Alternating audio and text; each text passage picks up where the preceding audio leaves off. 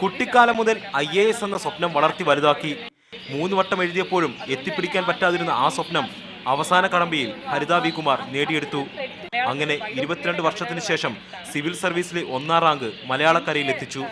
ഒരുപാട് സന്തോഷമുണ്ട്. ഈ റാങ്കും അതുകൊണ്ട് കേരളത്തിന് തന്നെ തിരിച്ചു കൊടുക്കുന്നു, കേരളത്തിന് തന്നെ അർപ്പിക്കുന്നു. മലയാളവും കേരളവുമാണ് തന്നെ നേട്ടത്തിലെത്തിച്ചതെന്ന് വ്യക്തമാക്കുന്ന ഈ മിടുക്കി അതുകൊണ്ട് തന്നെ തൻ്റെ സേവനം കേരളത്തിന് തിരിച്ചു നൽകാനാണ് തീരുമാനിച്ചിരിക്കുന്നത്. കേരളത്തിലാണ് ഞാൻ ഈ 27 വർഷവും ശരിക്കും ഞാൻ കേരളത്തിലേ ജീവിച്ചിട്ടുള്ളൂ.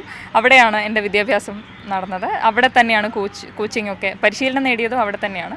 കേരളം എന്താണ്, നമ്മുടെ ജനിച്ച് വീഴുന്ന മണ്ണിനോടുള്ള ആ ഒരു താല്പര്യം കേരളത്തിനോടുണ്ട്. മലയാളം എന്ന ഭാഷ കൊണ്ട് നേട്ടങ്ങൾ കീഴടക്കാമെന്ന് തെളിയിച്ച ഭാഷാസ്നേഹി കൂടിയാണ് ഹരിത. മലയാളം കഥകളിലൂടെയാണ് ഞങ്ങളെല്ലാം മലയാളത്തിനെ സ്നേഹിച്ച് തുടങ്ങിയത്. അപ്പോൾ അങ്ങനെ മലയാളത്തിനെ ഒരുപാട് സ്നേഹിക്കുന്ന അധ്യാപകരായിരുന്നു ഞങ്ങൾക്കുണ്ടായിരുന്നവരെല്ലാം. അപ്പോൾ അവരിൽ നിന്ന് കിട്ടിയ ആ ഒരു സ്നേഹമുണ്ട്. പിന്നെ എനിക്ക് തോന്നുന്നു എൻ്റെ അച്ഛനും ഒക്കെ മലയാളം ഇഷ്ടമാണ്. അപ്പം എൻ്റെ സുഹൃത്തുക്കൾ അവർക്കൊക്കെ മലയാളം ഇഷ്ടമാണ്. അപ്പം മലയാളമായിരുന്നു ഞങ്ങളുടെ പ്രധാനപ്പെട്ട ചർച്ചാ വിഷയം. ദൃഢനിശ്ചയവും കഠിനപ്രയത്നവും ദൈവവിശ്വാസവുമാണ് തൻ്റെ വിജയത്തിന് കാരണമായതെന്ന് ഈ പ്രതിഭ ഉറച്ചു വിശ്വസിക്കുന്നു. ഞാൻ ജീവിച്ചത് 21 വർഷക്കാലം ജീവിച്ചത് ഒരു അമ്പലത്തിന് വളരെ അടുത്താണ്. അപ്പോൾ അവിടുത്തെ സുപ്രഭാതം കേട്ടാണ് ശരിക്കും ഞങ്ങൾ എണീക്കുന്നത്. അപ്പോൾ അങ്ങനെ കിട്ടിയൊരു എന്താ പറയുക,